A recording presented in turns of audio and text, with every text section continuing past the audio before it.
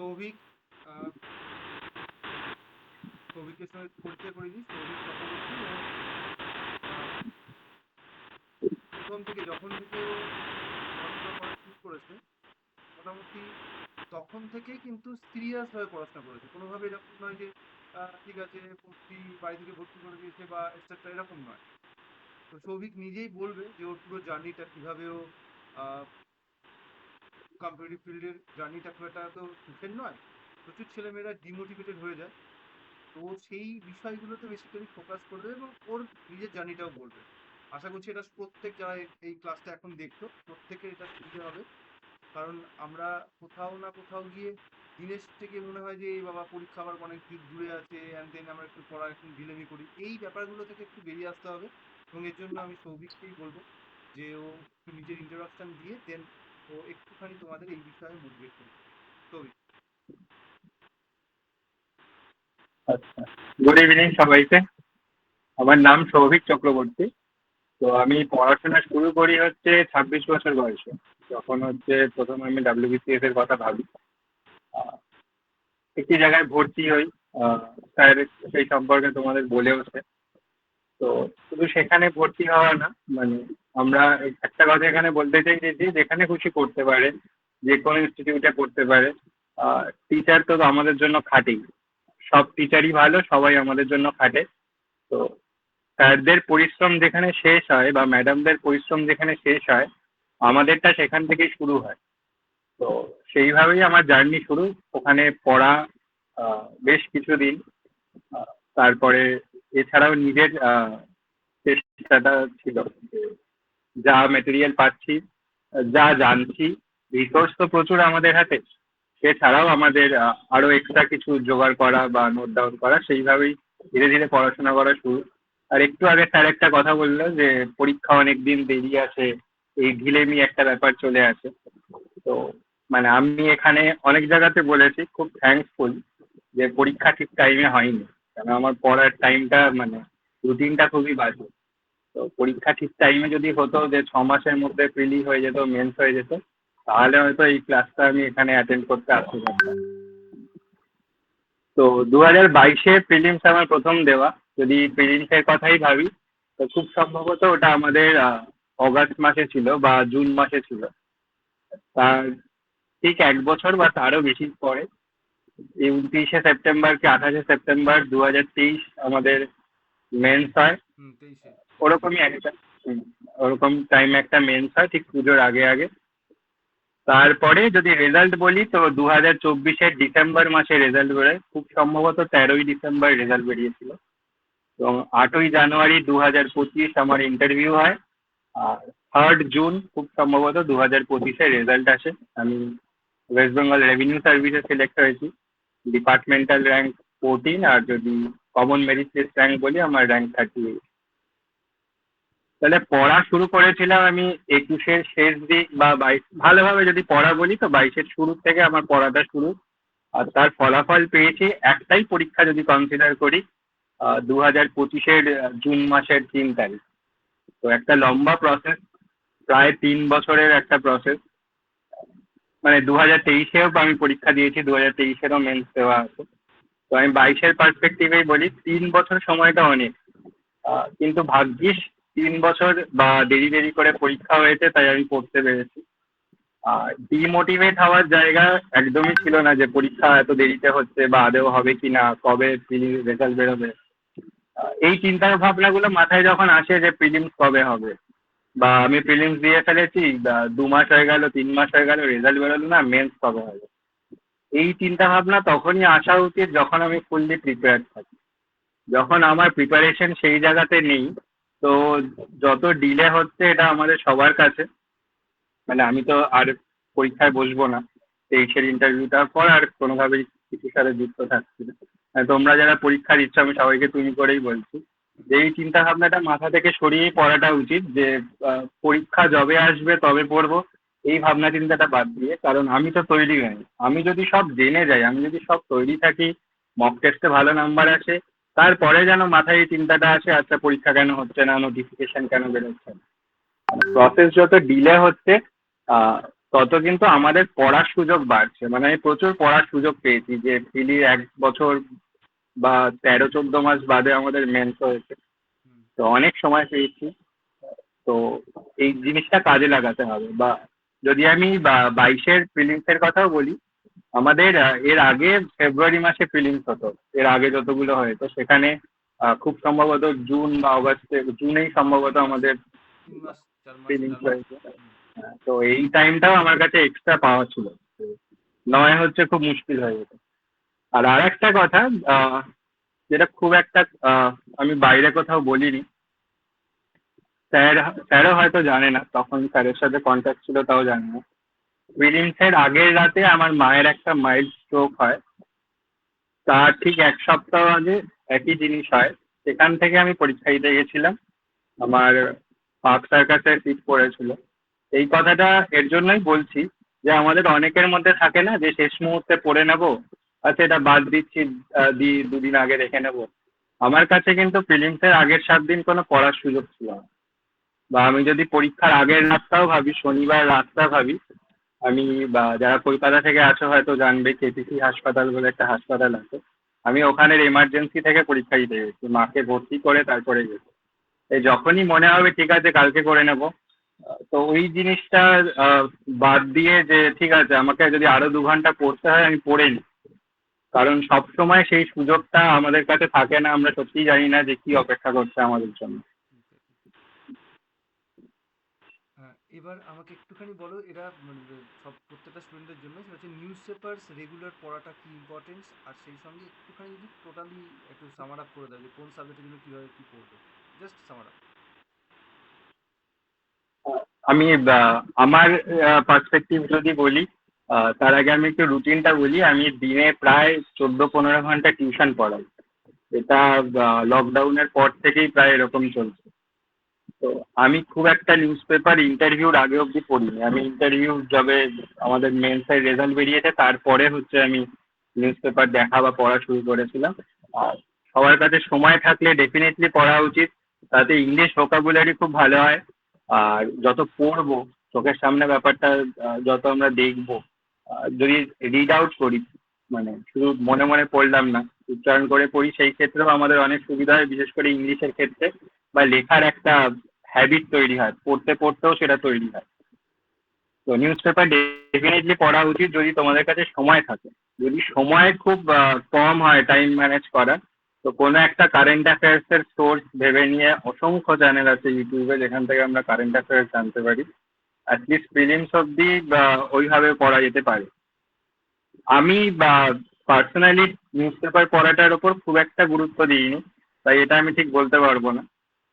কিন্তু তা বলে এমন নয় যে যা হচ্ছে আমি জানি না। এই যে নেপালে যা হয়েছে এখন, 3-4 দিন, 5 দিন, 6 দিন বা 1 সপ্তাহ, 10 দিন যদি নিউজ পেপার পড়ি আমরা, তাহলে যতটুকু জানতে পারবো। আমি কি করতাম যে কোনো না কোনো ইউটিউব চ্যানেল যারা পডকাস্ট করে সেখানটা দেখে নিতাম। মানে আমি রাস্তায় থাকতে থাকতে অনেক পড়েছি, মানে আমি টিউশন পড়াতে পড়াতে বা রাস্তাঘাটে মেট্রো হোক বাস হোক, মোবাইলে অনেক পড়েছি। তো ওই পডকাস্ট আমি রাস্তায় শুনছি। তো এই নেপালের যে ক্রাইসিস হোক, বা আমি যদি একটু পিছিয়ে যাই আমার ইন্টারভিউর সময় যদি ভাবি বাংলাদেশের ক্রাইসিস হোক বা ইসরায়েল প্যালেস্তাইনের সমস্যা হোক, তো এগুলো আমি পডকাস্ট থেকে ফলো করতাম। যে ওখানে যা বলা হয়, বিভিন্ন ইউটিউব চ্যানেল আছে, যা বলা হয় তারা মোরালে সবকটা নিউজ পেপার কভার করেই বলে। বা কিছু কিছু ক্ষেত্রে তো অনেক নিউজ পেপারের থেকেও ভালো মেটেরিয়াল, সেটা নোটস বানানোর ক্ষেত্রেও হোক, ওই পডকাস্টের চ্যানেলগুলো থেকে পাওয়া যায়। স্যার আমি কি কোনো চ্যানেলের নাম বলতে পারি? হ্যাঁ, নিশ্চয়ই নিশ্চয়ই বলতে পারো। আচ্ছা, একটা চ্যানেল আছে দেশভাগ বলে, ওনার নাম অভিষেক ব্যানার্জি। তো এই দেশভাগ চ্যানেলটা যদি আমরা ফলো করি, প্রত্যেক সপ্তাহে 2-3টে ভিডিও আসে, বেশ বড় বড় ভিডিও আসে। কোনো প্রোপাগ্যান্ডা ভিডিও ওখানে থাকে না। মানে আরো একটা বড় চ্যানেল আছে তার কথা বলছি না। এখান থেকে কিন্তু প্রচুর ডেটা থাকে। মানে সে যা বলে সেটা ডেটা ওরিয়েন্টেড থাকে, তুমি ডেটাও কপি করতে পারো, নোটস বানাতে পারো খুব সুন্দরভাবে। সব কটা যা যা আমাদের বার্নিং ইস্যুস গুলো চলছে সব কটাকে এক্সপ্লেন করা থাকে। বা কোনো বিল পাস হোক, বা বিলের ব্যাপারে স্যার তো আমাদের বলেই তো, কিন্তু ধরো যে কোনো, আমি যদি ওম্যান রিজার্ভেশনের কথা ভাবি, ওয়ান নেশন ওয়ান ইলেকশনের কথা ভাবি, সেইগুলো খুব সুন্দর করে সেখানে ডেসক্রাইব করা হয়। যে কোনো সোশিও পলিটিক্যাল ইস্যু হোক, সোশিও রিলিজিয়াস ইস্যু হোক, সবকটা ওখান থেকে কভার করা যায়। নিউজ পেপারের ব্যাপারটা এখানেই গেল। এবার যদি সাবজেক্ট স্পেসিফিক বলি, স্যার এটা মানে প্রিলিমস থেকে শুরু করে তারপর মেন্সের কথা বলবো, না অ্যাজ আ হোল বলবো? না না, প্রিলিমস থেকে শুরু করেই বলো, কারণ এখানে অনেকেই আছে যারা একদম বেসিক থেকে পড়ছে, আবার অনেকে আছে যারা অলরেডি মানে মোটামুটি তৈরি আছে, যে মেন্স দেওয়ার মতো কন্ডিশনেও রয়েছে। আচ্ছা, যদি প্রিলিমস এর কথা ভাবি তাহলে তো ইংলিশ দিয়ে শুরু করতে হবে, কারণ 25 নাম্বার ওখানে আছে। তো এবার 25-এ 17-18 পাওয়াটা খুব দরকার। যদি 23-এর কোশ্চেনটা দেখি একটু কঠিন ছিল, 22 অব্দি কিন্তু ইংলিশে আরামসে 17-18 পাওয়া যেত। তো ইংলিশ কে মানে কারুর টিচার থাকতেই পারে, না থাকলেও আবার যে এখন 2024-25 বা আমরা যখন থেকে পড়াশোনা শুরু করেছি, কেউ বলতে পারবে না আমাদের কাছে রিসোর্সের অভাব আছে। প্রচুর ইউটিউব চ্যানেল আছে, চ্যাপ্টার ওয়াইজ ইংলিশ যে কেউ করতে পারে, বা প্রিভিয়াস ইয়ার কোশ্চেন দেখেও হয়। আর আমাদের প্রিলিমসের ক্ষেত্রে তো প্রিভিয়াস ইয়ার কোশ্চেনের একটা গুরুত্ব রয়েছে, অনেক কোশ্চেন আমরা প্রিভিয়াস ইয়ার থেকে কমন পেয়ে যাই। এবার ইংলিশটা সেভাবেই করা যেতে পারে সেটা। এবার কিছু স্পেসিফিক জিনিস আছে, যেমন ইডিয়াম করা, ফ্রেজাল ভার্ব করা, বা ভয়েস চেঞ্জ, ন্যারেশন, এগুলো খুব কমন জিনিস। সিনোনিম, অ্যান্টোনিম, এগুলো প্রিভিয়াস ইয়ার করলে একটা আইডিয়া পেয়ে যাওয়া যায় যে কি আসছে। কেন মানে প্রিভিয়াস ইয়ারের একটা সোর্স বলতে পারি আমি, এক্স্যাক্টলি চ্যানেলের নাম বলবো না, কেন ওটাকে আমাকে নিজেকেই খুঁজতে হয়েছিল। একটু যদি পিএসসি প্রিভিয়াস ইয়ার বলে কেউ খুঁজতে চায়, একটা চ্যানেল আছে যেখানে সব কোশ্চেন পাওয়া যায়। আমি নামটা বলছি না এই কারণেই, কারণ অনেক কষ্ট করে আমাকে নিজেকে ওটা খুঁজতে হয়েছিল। তোমরাও একটু কষ্ট করলে পেয়ে যাবে, বা অনেকেই হয়তো জানো সেটা। আচ্ছা, নেক্সট যেটা ইম্পর্টেন্ট সেটা হলো হিস্ট্রি। একটা কথা আছে, যেটা যখন পড়াশোনা শুরু করেছিলাম, আমি একজন স্যারকে চিনতাম, রাজীব স্যার বলে। স্যার বলতো, যেটা এখনো সত্যি কথা, যে হিস্ট্রি যার প্রিলিমস তার, এরকম একটা কথা আছে, কারণ 50টা কোশ্চেন হিস্ট্রি থেকে আসে। এবার বইয়ের সোর্স যদি আমি বলি হিস্ট্রির ক্ষেত্রে, আহ, আমি নিজে হিস্ট্রির ক্ষেত্রে সবচেয়ে বেশি যেটা ফলো করেছি সেটা হলো নিতিন সিংহানিয়ার যে WBCS ম্যানুয়াল আছে সেইটা ফলো করেছি। আহ, রাজীব স্যারের নোটস ফলো করেছি আমি, বা পরবর্তীকালেও মানে আমার সাথে বেশ কিছু টিচার, আমি কারোর নাম নিচ্ছি না আলাদা করে, খুব ভালো সম্পর্ক ছিল। তো ওই ইনস্টিটিউট ডিসকন্টিনিউ হওয়ার পরও তারা আমাকে পরীক্ষা বলে অনেক হেল্প করে গেছে। তো এবার তাদের নোটসও কোনো না কোনো বই থেকেই বানানো। তো পুরাম দালাল দাহিয়া ম্যামের বইয়ের কথা আমরা সবাই জানি হিস্ট্রির ক্ষেত্রে। অ্যানশিয়েন্ট আর মেডিয়েভেলের একটাই বই আছে, সেখান থেকে পড়তে পারো। আর মডার্ন ইন্ডিয়ার কথাটা যদি বলি, তাহলে WBCS ম্যানুয়াল বা ক্র্যাকার, যার কাছে যেই বই থাকুক কিছু না কিছু আছে সবার কাছে, সেইটাই না। এবার অনেকেই বলবে যে রাজি বাহিরের স্পেকট্রাম পড়বো কিনা, কৃষ্ণা রেড্ডি পড়বো কিনা। একটাই কথা বলবো যে এখানে তো কেউ হিস্ট্রিতে মাস্টার্স হতে করতে আসেনি, বা কোনো সাবজেক্টেই কেউ পণ্ডিত হতে আসেনি। আমাকে পাস করা নিয়ে দরকার। তো রিসোর্স যত কম থাকা যায় ততই ভালো, মানে যত ছোট রিসোর্স থাকবে বারবার রিভাইজ করা যাবে। প্লাস প্রিভিয়াস ইয়ার কোশ্চেন দেখলে আমরা অনেক এক্সট্রা ইনফরমেশন পাবো। সব কটাই যে কোনো না কোনো বই থেকে আছে তো সেরকম না, প্রিভিয়াস ইয়ার থেকেও যেগুলো আমাদের আননোন কিছু হবে নোট ডাউন করে রাখা যায়। বা বাজারে প্রচুর মক টেস্টের বই পাওয়া যায়, প্রচুর বিভিন্ন পাবলিকেশনের বই আছে, সেই কোনো বই নিয়েও প্র্যাকটিস করা যায়। সেখান থেকেও একই জিনিস, সব কোশ্চেন আমরা জানবো না, যেগুলো জানবো না সেগুলো লিখে রাখবো। জিওগ্রাফির ক্ষেত্রে যদি বলি, সেই ক্ষেত্রেও ফিজিক্যাল জিওগ্রাফি পার্টটা ওই WBCS ম্যানুয়ালে যা আছে সেটা অনেকটা আছে। এছাড়া ইউটিউবে একটা চ্যানেল আছে, আহ, সেই চ্যানেল থেকে তোমরা যদি ওয়েস্ট বেঙ্গল জিওগ্রাফি বা ইন্ডিয়ান জিওগ্রাফি ফর WBCS এভাবে সার্চ করো, প্লে লিস্ট পেয়ে যাবে। আহ, তো যার প্লে লিস্ট পাবে সেখানে যা মানে সবচেয়ে পপুলার প্লে লিস্ট ওটাই জিওগ্রাফির ক্ষেত্রে। যা পাবে সেটা তো কোনো বই পড়ারও আর দরকার নেই, that is more than enough. সেটা প্রিলিমস হোক, মেন্স হোক, ইভেন ইন্টারভিউর জন্য ওর বাইরে কিছু হয় না। ইন্টারভিউতে খুব একটা জিওগ্রাফির কোশ্চেন হয় না, যদি না কারোর অপশনাল থাকে জিওগ্রাফি থেকে। তো হিস্ট্রি জিওগ্রাফি মিলিয়ে আমাদের প্রায় 75টা কোশ্চেন হয়ে যায়। হিস্ট্রি জিওগ্রাফি ইংলিশ মিলিয়ে তাহলে 200-র মধ্যে 100 চলে গেল। বাকি যে 25 আছে সেখানে স্যার যে পড়ায় পলিটি আছে আর ইকোনমিক্স আছে আমাদের। আর পলিটিটা স্যার তোমাদের বলেই, এবার স্যার প্রচুর কোশ্চেন আশা করি তোমাদের প্র্যাকটিস করায়, বা স্যারের নোটসের ওপর তো কোনো বই লাগে না। আমি এখনো কোনোদিন লক্ষ্মীকান্ত পড়িনি, যেটুকু পিডিএফ আছে আমার কাছে, আহ, অনেকই পিডিএফ আছে। আর হচ্ছে স্যারেরও ইউটিউব চ্যানেল, তোমরা ওই ইন্ডিয়ান পলিটি বা সব্যসাচী স্যার সার্চ করলো জাস্ট, স্যার পড়ায়, তাও আমি বলে দিচ্ছি যে অনেক জায়গাতেই বলেছি সবাইকে, যা ইনফরমেশন আছে কোনো বই লাগবে না, একেবারে ইন্টারভিউ অব্দি চলে যাবে। যদি আমি একটা কথা বারবার ভুল বলছি, ইন্টারভিউ বলে পিএসসি তে কিছু হয় না, আমাদের পার্সোনালিটি টেস্ট হয়। তো এটার জন্য এনাম। কিন্তু যখন যেটা পড়বো এই ভেবে যেন না পড়ি, আচ্ছা প্রিলিমস এর জন্য তো আমার এইটুকু লাগবে, আমি এইটুকু পড়ে নিই। আহ, কারণ আমার, আমি যদি আমার পার্সোনালিটি টেস্টের কথা বলি, প্রথম 4-5টা কোশ্চেন কিন্তু পলিটি থেকেই ছিল। সেটা ওয়ান নেশন ওয়ান ইলেকশন হোক, বা সেটা রিলেটেড আর্টিকেল হোক, অ্যামেন্ডমেন্ট হোক, বা সিটিজেনশিপ। সিটিজেনশিপ ধরো যখন পড়ছো, তোমরা সবাই জানি আমরা পার্ট 2 তে সিটিজেনশিপ আছে, আর্টিকেল 5 থেকে 11-র মধ্যে আছে। তো প্রিলিমস এর জন্য তুমি পড়ে নিয়েছো 5 থেকে 11-র মধ্যে আছে, পার্ট 2 তে আছে, আর ঠিক আছে 7 আর 8 নম্বরটা বেশি আছে, আমি এইটুকু পড়ে নিই। কিন্তু সেটা না করে যখন আমি সিটিজেনশিপ পড়ছি, স্যার লিখিয়েছে বা কেউ যদি কোনো বই ফলো করো, সিটিজেনশিপটা এমন ভাবে পড়ো যেন কালকে আমার কোনো ইন্টারভিউ আছে, কাউকে কিছু বোঝাতে হবে ওইভাবে। কারণ আজকে পড়লাম, 2 দিন বাদে আবার পড়বো, তারপর আবার 5 দিন বাদে গিয়ে রিভাইজ করবো, ওইভাবে পড়লে কিন্তু খুব সমস্যা হয়। যে নিজের কাছে একটু অ্যাকাউন্টেবল থাকতে হবে, যে আমি পড়ছি মানে আমাকে এনিহাও এটা শেষ করতে হবে। যদি তোমাদের এই গ্রুপের মধ্যে বা নিজেদের অন্য কোথাও কোনো কারোর সাথে কারোর বন্ধুত্ব হয়ে থাকে, নিজেদের মধ্যে কোশ্চেন ধরাটা খুব গুরুত্বপূর্ণ। মানে আমি যদি আমার 2022 আর 2023-এর জার্নির কথা বলি, স্যার হয়তো জানে, আমার এক বন্ধু ছিল, মানে এখনো আছে, ও আমাকে প্রচুর হেল্প করেছে।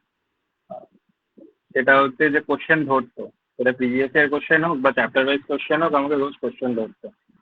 সে শুধু ধরতো না, আমিও তাকে ধরতাম। তো এরকম ভাবেই হচ্ছে যে এখনো অব্দি তার ডাব্লিউবিসিএস হওয়া বাকি আছে এখনো, একই রকম ভাবে আমাদের কথাবার্তা চলে।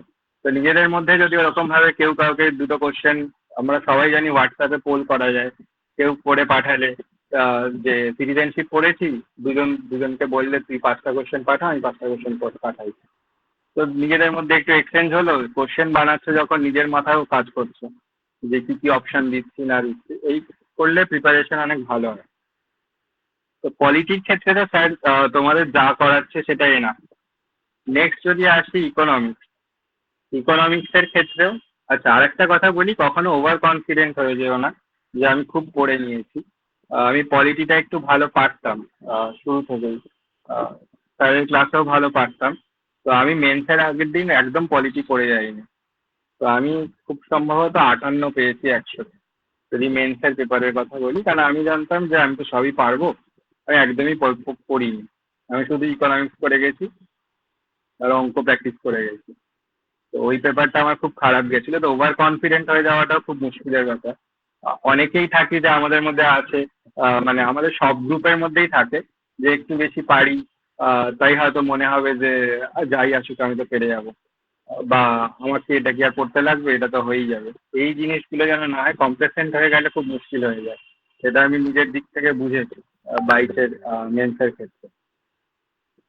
ইকোনমিক্স যদি আসি, সেক্ষেত্রেও কিছু 4-5টা চ্যাপ্টার আছে যেগুলো খুব গুরুত্বপূর্ণ। সেটা তোমরা যদি প্রিভিয়াস ইয়ার কোশ্চেন অ্যানালাইজ করো বুঝতে পারবে। যে যদি আমি বলি ন্যাশনাল ইনকাম হোক, ইনফ্লেশন, পভার্টি, আনএমপ্লয়মেন্ট, ব্যাংকিং, মানে রিজার্ভ ব্যাংক অফ ইন্ডিয়ার ব্যাংকিং যেটা আছে, প্ল্যানিং, অ্যাটলিস্ট এই 4-5টা চ্যাপ্টার যদি ভালো করে পড়া হয়, তাহলে প্রিলিমস হোক মেন্স হোক ম্যাক্সিমাম কোশ্চেন এখান থেকেই থাকে। আর একটা হচ্ছে ফিসকাল পলিসি, যেটা আমাদের বাজেট থাকে সেটা। এবার এখানে যদি বইয়ের কথা বলি, একটা বই আছে যেটা খুব ভালো, সেটা হচ্ছে নিতিন সিংহানিয়া স্যারের এই বই, ইন্ডিয়ান ইকোনমিক্স যে বইটা আছে, সেখানে খুব সুন্দর করে প্রত্যেকটা চ্যাপ্টার বোঝানো আছে, লেখা আছে, আলাদা করে নোটস বানাতে হবে না। আর পেছনে ইউপিএসসি প্রিভিয়াস ইয়ার কোশ্চেনও আছে, যে চ্যাপ্টারটা পড়ার পর কতটা হলো সেটা নিজেরা অ্যানালাইজ করতে পারবে। এছাড়াও ডাব্লিউবিসিএস ম্যানুয়াল যে বইটা আছে, ওখানেও এরকম মডিউল ওয়াইজ বা চ্যাপ্টার ওয়াইজ পড়া আছে। সবচেয়ে ভালো যেটা ডাব্লিউবিসিএস ম্যানুয়ালটা, আমি বারবার এর জন্যই বলছি, ওখানে কিন্তু প্রিভিয়াস ইয়ার প্রিলিমসের সব কোশ্চেন দেওয়া থাকে, আর প্রিলিমসের কোশ্চেন প্রচুর, মেন্সের কোশ্চেন কিন্তু অত নেই যত প্রিলিমসের কোশ্চেন পাবে। প্রিলিমসে প্রচুর কোশ্চেন হয়, আর পিএসসির ক্ষেত্রে প্রিলি আলাদা মেন্স আলাদা এরকম কোনো ব্যাপার নেই। মানে 23-এর কোশ্চেন যদি কেউ দেখে থাকে, প্রিলির কোশ্চেন অনেক কঠিন ছিল। মেন্সের কোশ্চেন মানে যদি আমি পলিটি ইকোনমি বলি, হিস্ট্রি জিওগ্রাফি বলি, সবই সোজা ছিল। সায়েন্সটা আলাদা করে বলছি না একটাই কারণে, কারণ কেউ যদি সায়েন্স ব্যাকগ্রাউন্ডের হয়ে থাকো তো ওয়েল অ্যান্ড গুড। ধীরে ধীরে সায়েন্সের কোশ্চেনটা এমন একটা জায়গায় চলে যাচ্ছে যে মেন্সের ক্ষেত্রে যদি বলি ওই 60-70 পাওয়াটাই একটা স্ট্যান্ডার্ড মার্কস হয়ে দাঁড়াচ্ছে। তো সেখানে অনেকটা কভার আপ করতে হয় আমাদের বাকি সাবজেক্টগুলোর দিকে, সেটা হিস্ট্রি জিওগ্রাফি হোক, পলিটি ইকোনমি হোক, বা অঙ্কর যে পেপারটা আছে। এর জন্যই অঙ্কর পেপার বললাম, কারণ জিআই আর রিসেন্টলি আসছে না। 200টার মধ্যে হয়তো 10-12টা জিআই আসছে, বাকি পুরোটাই অঙ্ক আসছে। তাও হচ্ছে যে যদি সায়েন্সের কথা বলি, নিশ্চয়ই ফিজিক্স, কেমিস্ট্রি, বায়োলজি এবং ইভিএস, ইভিএস থেকেও প্রশ্ন আসছে। 2022-এর ক্ষেত্রে প্রচুর কোশ্চেন এসছে ইভিএস থেকে, মেন্সের কথাই বলছি। তো একটা হয় প্রিপারেশন সায়েন্সের ক্ষেত্রে এইভাবে করা যায় যে প্রিভিয়াস ইয়ার কোশ্চেন করে নিলাম, যে চুপচাপ আমি কিছু বেশি রিসোর্স খাটলাম না, আমি প্রিভিয়াস ইয়ার কোশ্চেন করলাম।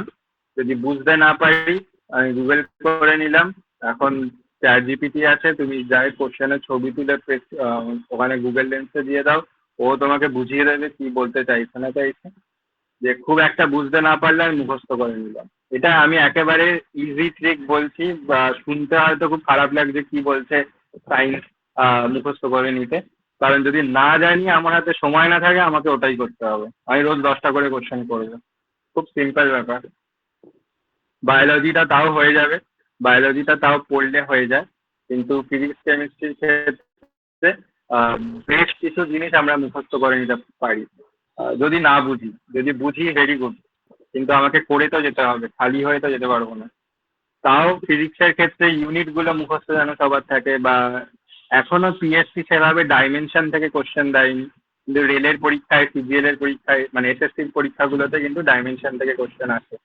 তো অঙ্ক সেভাবে আমাদের এখনো সায়েন্সে আসে না।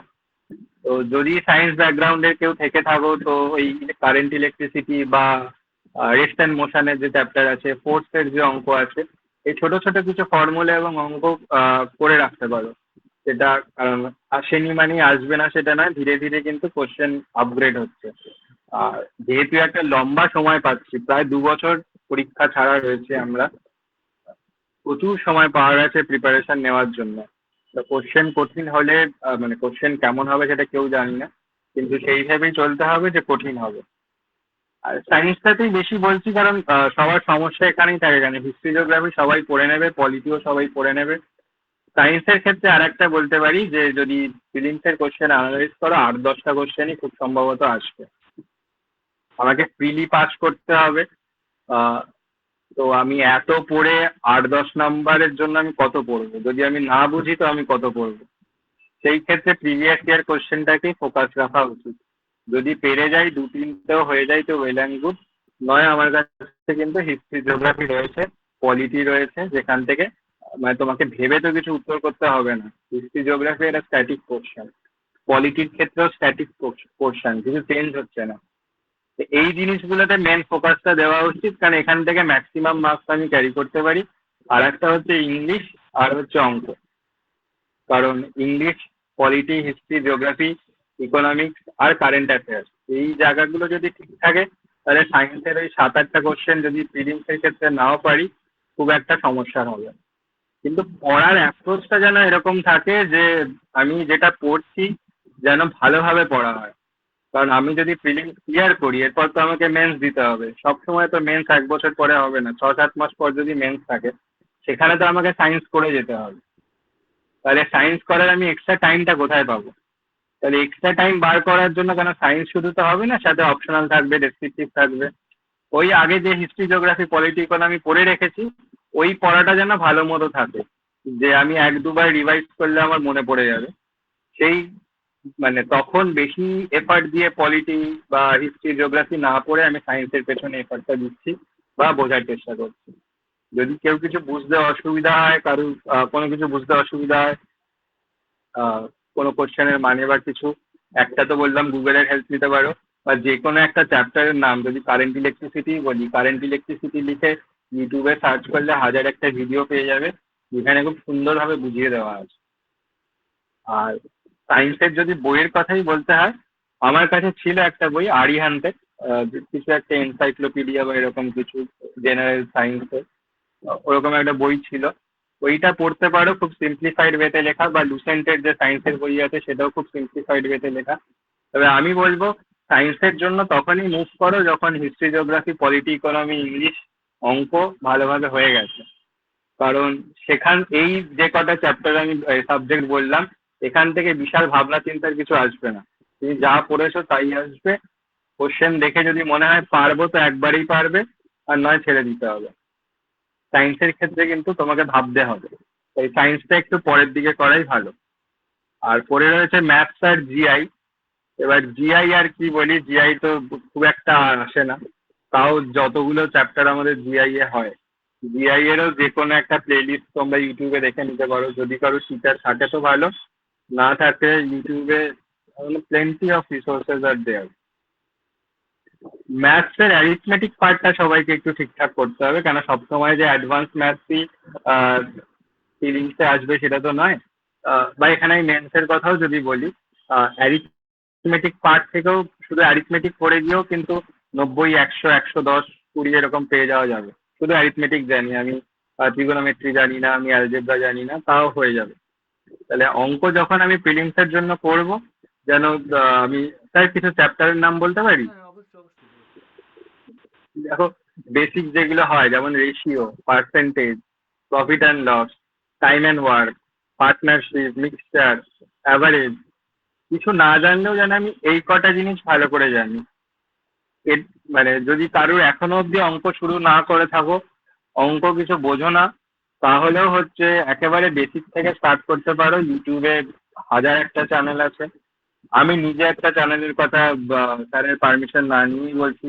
সোমনাথ স্যার ম্যাথস বলে একটা চ্যানেল আছে, খুব ভালো করে সোমনাথ স্যার ওখানে সমস্ত চ্যাপ্টার করানো আছে। আচ্ছা, সিম্পল ইন্টারেস্ট আমি বলতে ভুলে গেছি, কম্পাউন্ড ইন্টারেস্ট আমি বলতে ভুলে গেছি। অথবা কেউ যদি খুব বেসিক লেভেলে থাকো, তো ক্লাস 8, 9 যে ওয়েস্ট বেঙ্গল বোর্ডের বইগুলো হয় সেখান থেকে অঙ্ক করলেও হবে। মানে ওখানেও তোমার লাভ ক্ষতির অঙ্ক রয়েছে, পার্সেন্টেজ রয়েছে, সরল সুদ, চক্রবৃদ্ধি সুদ সবই ক্লাস 8, 9, 10 বইয়ের মধ্যে পেয়ে যাবে। এবার যদি মনে হয় আমি ওই বই তো জোগাড় করে ফেলেছি, বা আচ্ছা কোথ দিয়ে জোগাড় করবো, এখন যে আমি 8, 9, 10 বই কিনবো কোনো দরকার নেই। অনুশীলন.com বলে আছে, ওয়েস্ট বেঙ্গল বোর্ডের সব অঙ্ক করে দেওয়া থাকে ওখানে, কোশ্চেন আনসার দুটোই পেয়ে যাবে।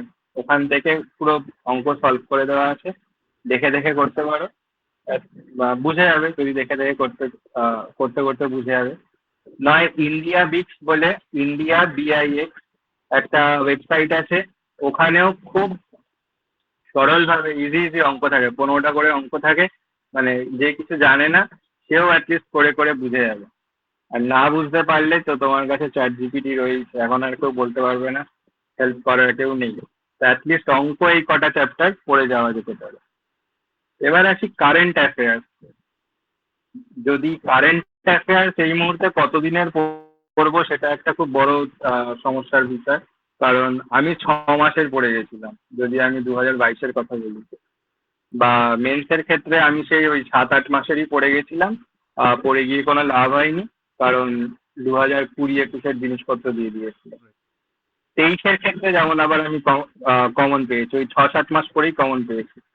তো মানে 1 বছর করার থেকে 6 মাস করা আমার কাছে ইজি। তো আমাদের সবসময় আগে চেষ্টা করা উচিত 6 মাসটা আগে করে নি। এবার যদি এখন থেকেও 6 মাস ভাবি, বা আমি ডিসেম্বরে পরীক্ষা বা জানুয়ারিতে পরীক্ষা ভেবে অগাস্ট থেকে 6 মাস ভাবি, তাহলে এই অগাস্ট থেকেই তোমাদের শুরু করা উচিত। তারপর আগে যা হয়েছে পরে দেখা যাবে। August, September, October, November, December অবধি তোমরা করো, বা জানুয়ারি অবধি করো। এতটুকু করলেও আমার মনে হয় না। এবার করবো কোথা থেকে? আমি কারেন্ট অ্যাফেয়ার্স করতাম একটা, শুরুতেই বলেছি অজস্র চ্যানেল আছে, সেখান থেকে করতে পারো। এবার কারেন্ট অ্যাফেয়ার্স এর জন্য হোয়াটসঅ্যাপেও প্রচুর চ্যানেল আছে, টেলিগ্রামেও প্রচুর চ্যানেল আছে। আমি এরকম কোনো না কোনো জায়গা থেকে করে নিতাম, কোনো ডেডিকেটেড চ্যানেল ছিল না যে এর থেকেই করব। আমার এই মাসেরটা জোগাড় হলেই হয়েছে। কোথা দিয়ে জোগাড় করছি? দরকার নেই। কিন্তু এইটা খুব একটা স্মার্ট অ্যাপ্রোচ নয়, মানে পরে বুঝেছি। 2023-এর ক্ষেত্রে গিয়ে বুঝেছি যে এভাবে কারেন্ট অ্যাফেয়ার্স করে কোনো লাভ নেই। কেন, প্রত্যেক মাসে 300টা করে কারেন্ট অ্যাফেয়ার্স থাকে। যদি 6 মাস ভাবি, 1800 খানা কারেন্ট অ্যাফেয়ার্স, যে ফার্স্ট হচ্ছে তারও মনে নেই, যে চাকরি পায়নি তারও মনে নেই, কেউ মনে রাখতে পারবে না।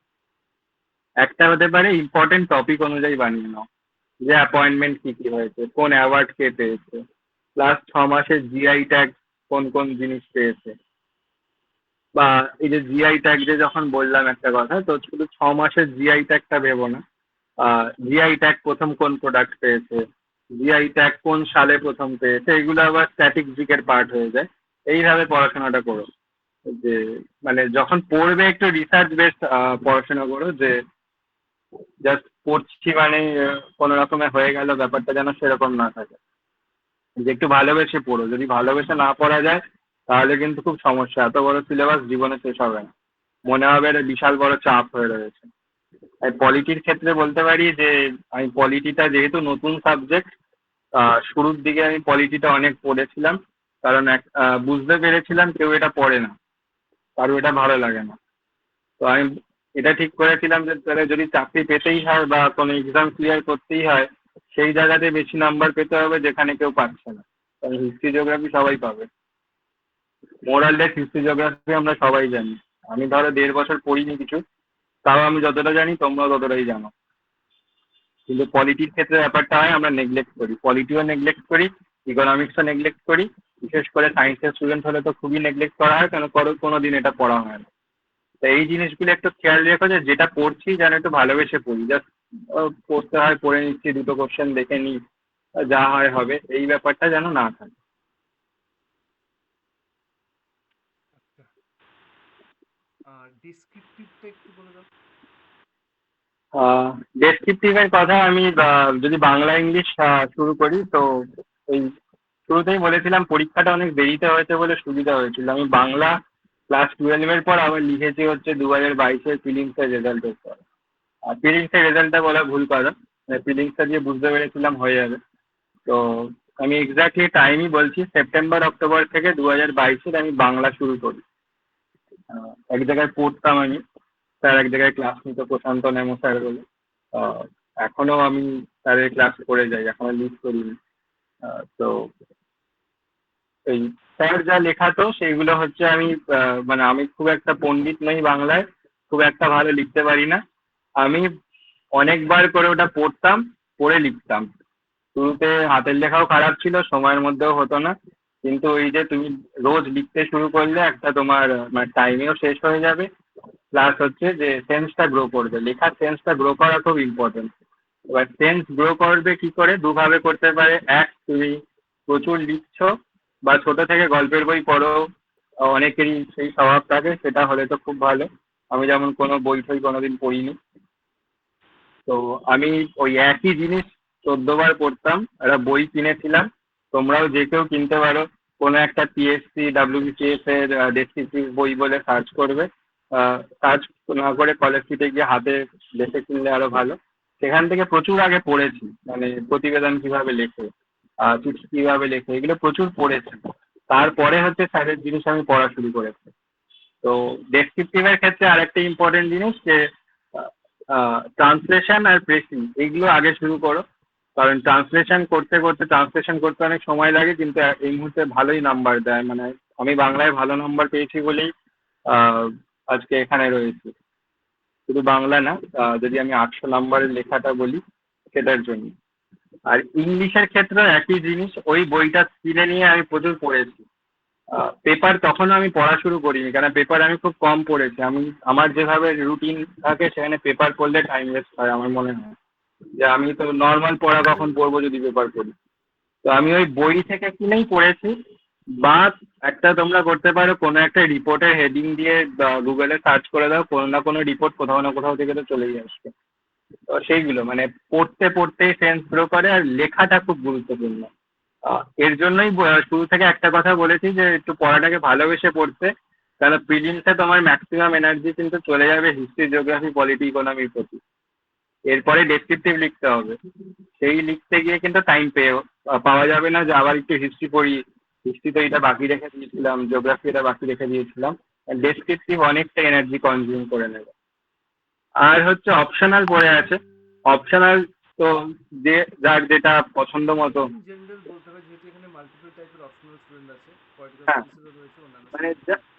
যার যেটা খুশি অপশনাল থাকতে পারে। সেখানেও একটা কথা, তোমাকে ডাব্লিউবিসিএস গ্রুপ এ বা গ্রুপ বি বানাবে কিন্তু অপশনাল। অপশনালের নাম্বার খুব ইম্পর্টেন্ট।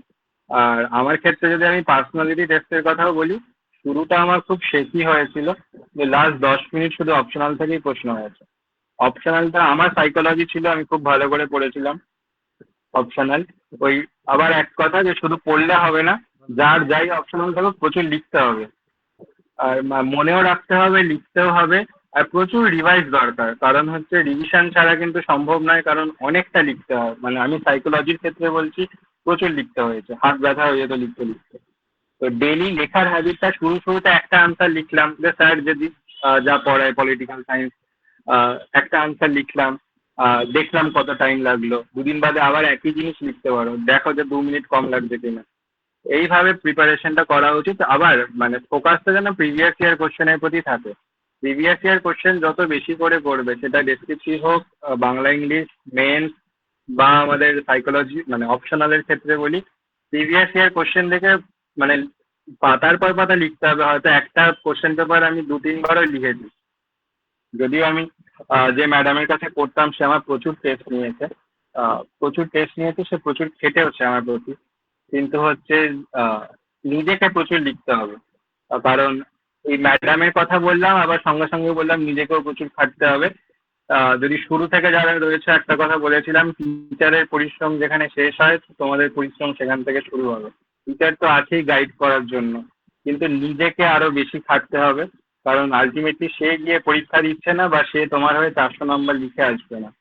তো 400 নম্বর লেখা, সেটা কিন্তু মানে প্রচুর প্রচন্ড একটা বা স্ট্রেসের ব্যাপার। পরীক্ষা হলে গিয়ে লিখে দেবো, এই ব্যাপারটা কোনোদিনই আসবে না। 400 লেখা খুব ইম্পর্টেন্ট। মানে খুব ইম্পর্টেন্ট, মানে আগে থেকে আমার প্র্যাকটিস করাটা খুব ইম্পর্টেন্ট। আচ্ছা, তো আশা করছি তোমরা মোটামুটি গাইড পেলে।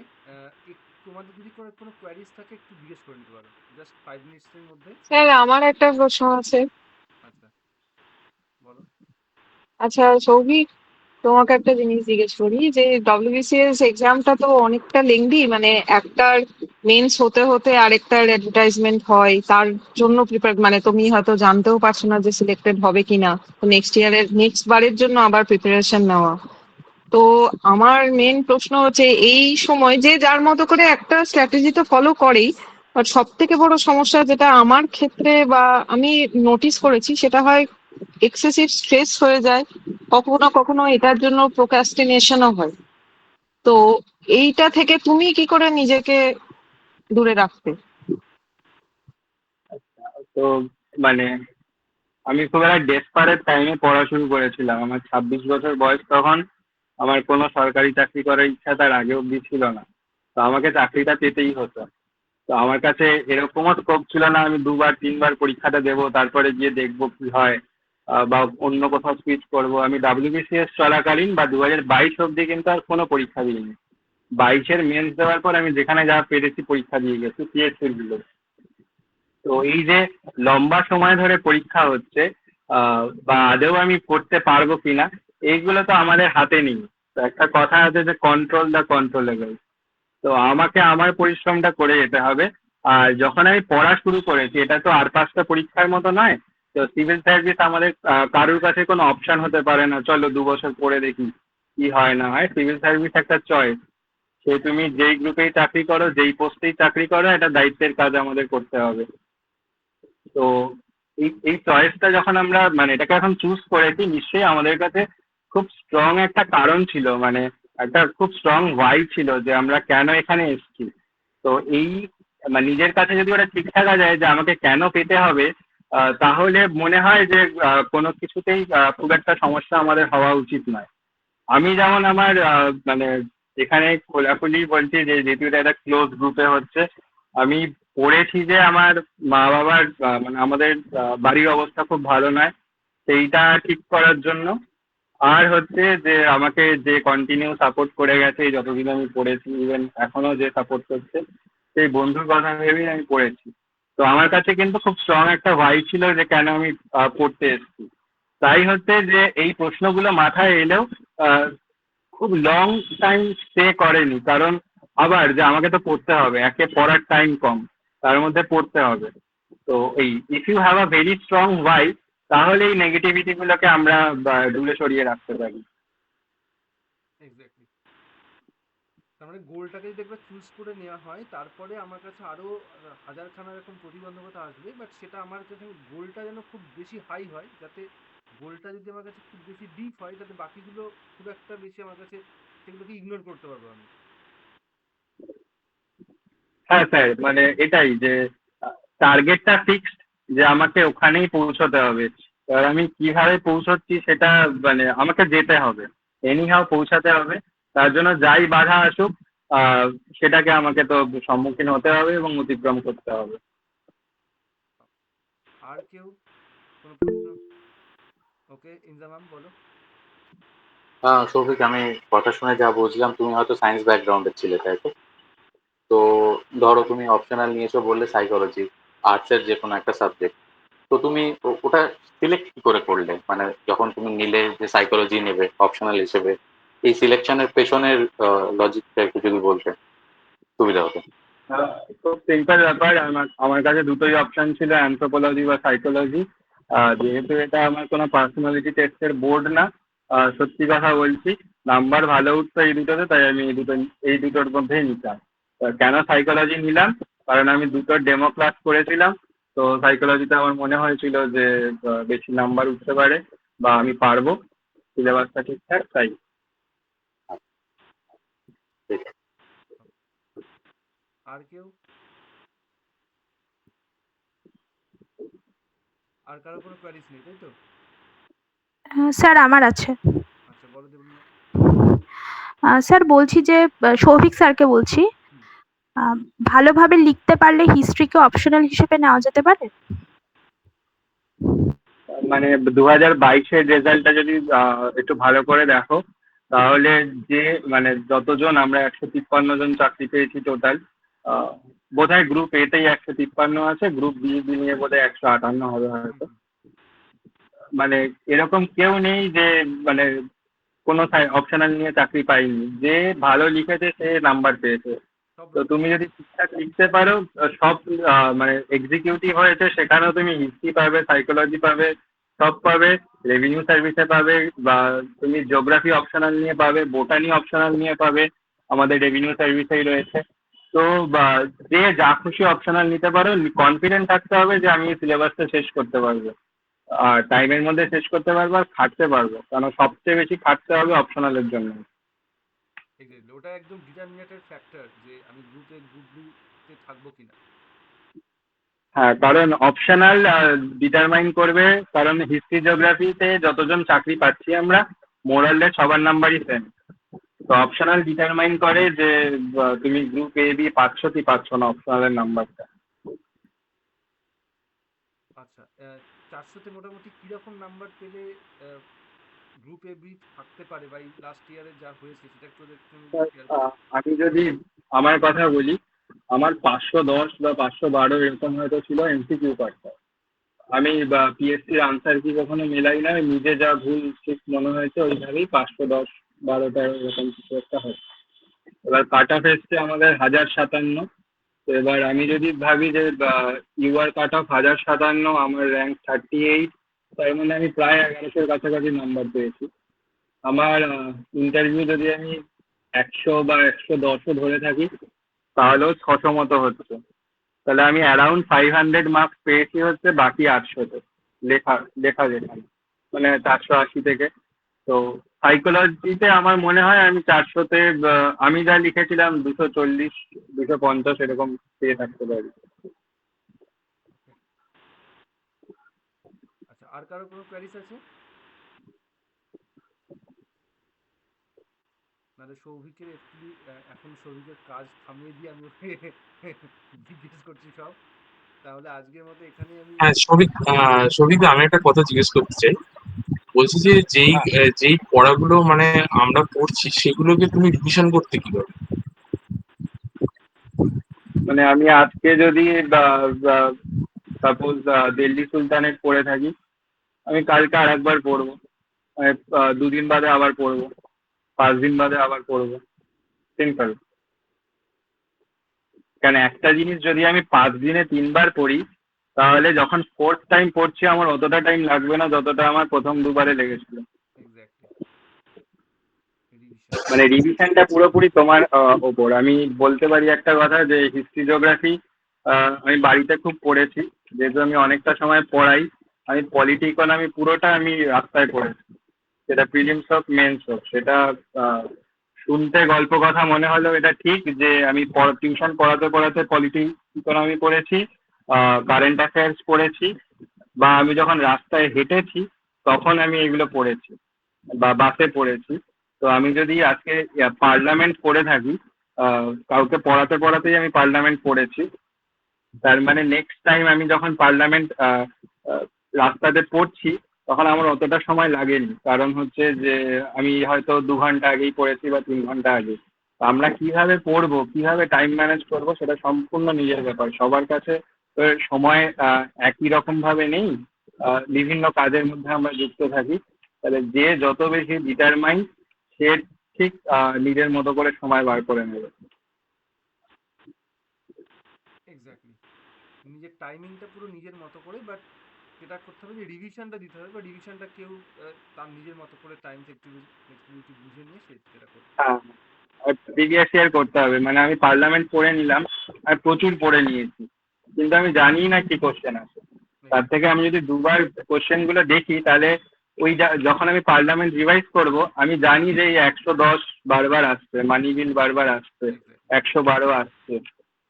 খুব খুব একটা আমাদের 106 107 এগুলো আসে না, 108 এগুলো 108 থাকে, বাকি 106 7 থাকে না। তাহলে যখন আমি পড়বো বারবার আমি 110-এর দিকেই আমার ফোকাসটা যাবে, কারণ 110 আমি দেখবো অনেকবার এসছে, 112 অনেকবার এসছে। ঠিক। আর কারো কোনো কোয়ারিজ আছে? তো আশা করছি তোমরা ঠিকঠাকভাবে গাইড পেলে।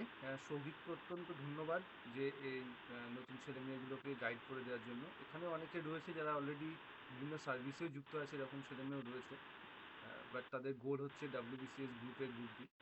তো আশা করব সৌভিকের সাকসেসফুল ফিউচার, তো সেটার জন্য মানে আমার শুভেচ্ছা থাকবে।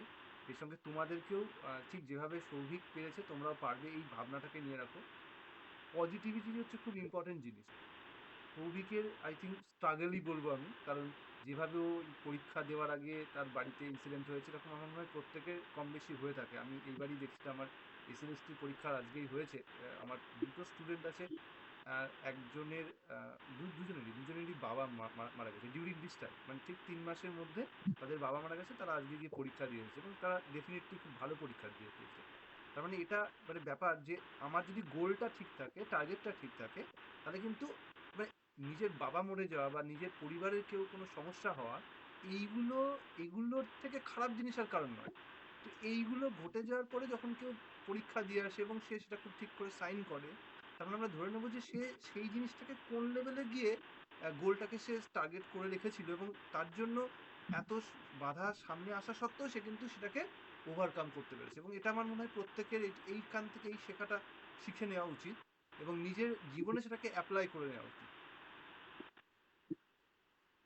সৌভিক, ধন্যবাদ। একদম। আহ, আর যদি কারো কোনো কোয়ারিজ থাকে করে নাও, তাহলে আমি এখানেই স্টপ করবো না হলে।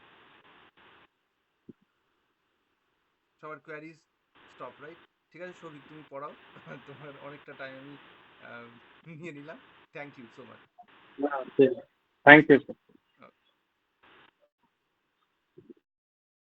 আচ্ছা, বাকিরা সব কোশ্চেন করলো না কেন? শ্রাবণনা করেছে, তন্ময় করলো, আর হচ্ছে দেবলীনা করলো। না দিশা করলো, না জুই করলো, না ইন্দ্রামামও করেছিল, রাইট? শুভ্রজিৎও করলে না, আর বাকি যারা ছিল কেউ করলে না। যাই হোক ওর গাইডগুলো অ্যাপ্লাই করবে। আর যেটা রিভিশন, তো আমি সবসময় তোমাদেরকে বলি রিভিশন দিতে। আর নিজের নিজের অপশনাল সাবজেক্ট যেগুলো রয়েছে সেগুলো লেখা শুনতেই পেলে যে কি কোন লেভেলের লিখতে হবে। আর পড়াশোনাটা রিয়েলি সৌভিক ওইভাবেই পড়তো যেভাবে বললো, কোনো রকম কোনো জায়গায় ও একটু 1% বাড়িয়েও বাড়েনি। ও যে পলিটিতে 100-58টা ঠিক করে এসেছিল, এটাও কিন্তু শেয়ার করলো। তার মানে এরকম না যে ও কিন্তু ওই যেটা বলছিল যে আমি একটুখানি বেশি ভেবেছিলাম যে পলিটি যা দেবে করে নেবো, তো এরকম নয়। মানে কোনো কিছু খুব ভালো পারছে মানে সেটা যে দারুণ পারবে একদম এক্সামে গিয়েও তার কোনো গ্যারান্টি নেই কিন্তু। তার মানে সেটা তুমি যদি রিভিশন না করো, তুমি যদি সেটার উপর না ঘষা মাজা করো, তাহলে কিন্তু কখনোই সেটা খুব ভালো তোমাকে রেজাল্ট দেবে না। হ্যাঁ, কেউ কিছু বলছিলে, বলো। স্যার আমি বলছিলাম যে মানে আমার যেটা জিজ্ঞাসা ছিল ওই কারেন্ট অ্যাফেয়ার্সটা নিয়ে, ওটা ওই দাদা নিজের থেকেই বলে দিয়েছেন, ওই জন্য আমাকে আর জিজ্ঞেস করতে হয়নি। আচ্ছা আচ্ছা আচ্ছা। হ্যাঁ, ও তো খুব ডিটেলসে সব বলছিল। হ্যাঁ হ্যাঁ। অপশনাল স্টুডেন্টদেরকে আমি লিঙ্ক দিতে একটু ভুলে গেছিলাম, একটু দেরি হয়েছে লিঙ্ক দিতে। আমি রেকর্ডিং করে রেখেছি, আমি এটা ইউটিউবে দিয়ে দেবো, পাবলিক করাই থাকবে। ঠিক আছে। ওকে, আর কারোর কোনো কোয়ারিজ